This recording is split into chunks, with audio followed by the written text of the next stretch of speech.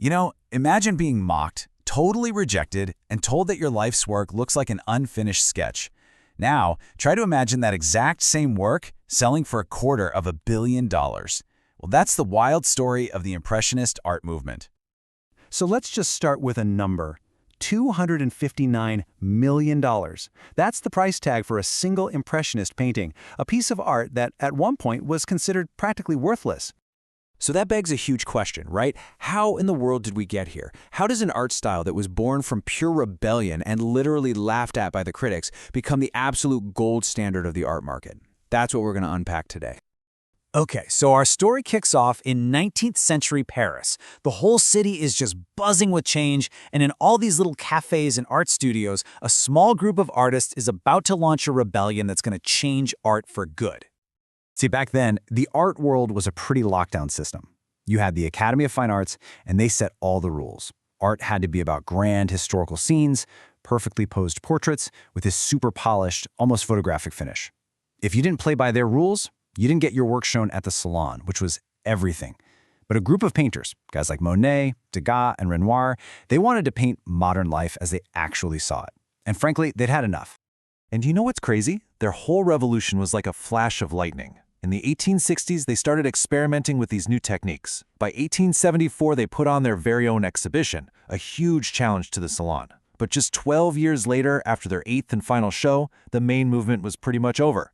It was this fleeting, explosive moment in art history. So how did this rebellion even get its name? Well, funny enough, it came from an insult. After that first exhibition, a critic named Louis Leroy zeroed in on a Monet painting called Impression Sunrise. He used it to mock the entire group, saying their work was nothing more than messy, unfinished impressions. He had no idea he just accidentally named one of the most famous art movements in history. So what was it about their style that was so jarring? What made these critics look at it and just see an unfinished mess? Let's break down exactly what they were doing. It really all started with a change in subject. Instead of painting, Greek myths or big historical epics, they focused on everyday scenes, landscapes, people just living their lives. And to capture life as it happened, they had to get out of the studio and paint outdoors or en plein air. Of course, that meant they had to work fast to seize the moment and capture the light before it changed.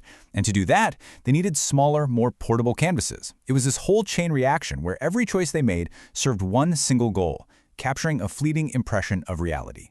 And the difference was just night and day. The Academy wanted these posed, grand, sharply defined paintings. The Impressionists, they gave you the exact opposite: candid moments from daily life.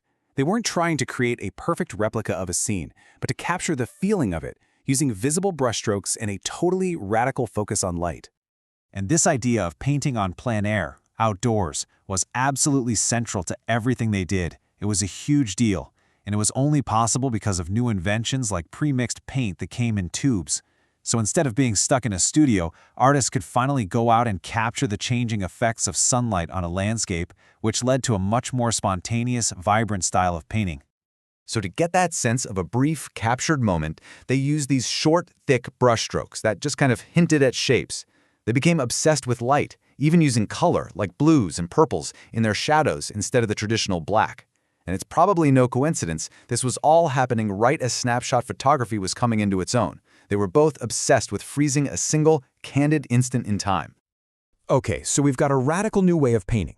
But that still doesn't quite answer our original question. How did this style, the one everyone made fun of, become a multi-million-dollar asset? Well, just take a look at these auction prices today. At the very top, you have Cézanne's The Card Players going for a staggering $259 million. And look at the dominance of Monet. He's got 3 different paintings in the top 5 alone. These things aren't just paintings anymore. They're global assets. And that jump to Cézanne's price it's immense. He's really in a category all by himself. And that's because, while he was a part of the movement, he's also seen as the guy who built the bridge to modern art, influencing giants like Picasso. That unique legacy makes his work an ultra-high-end investment. If you want to understand this incredible growth, check this out. One of Monet's Haystacks paintings was bought in the 1980s for $2.5 million. In 2019, it sold for over $110 million. That is a return on investment that rivals just about anything else on Earth. And this brings us to the ultimate irony of this entire story.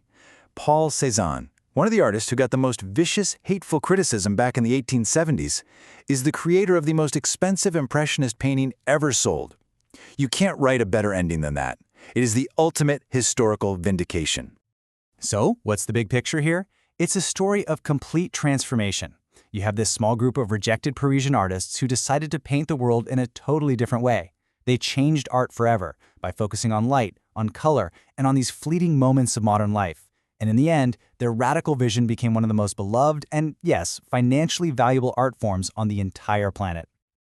It really leaves us with a fascinating final thought, doesn't it? What does it say about the nature of value that art, once dismissed by the experts as a wallpaper pattern, can transform over time to become the absolute pinnacle of the art market? It's just a powerful lesson in how rebellion, perception, and time can completely change what we as a culture decide is valuable.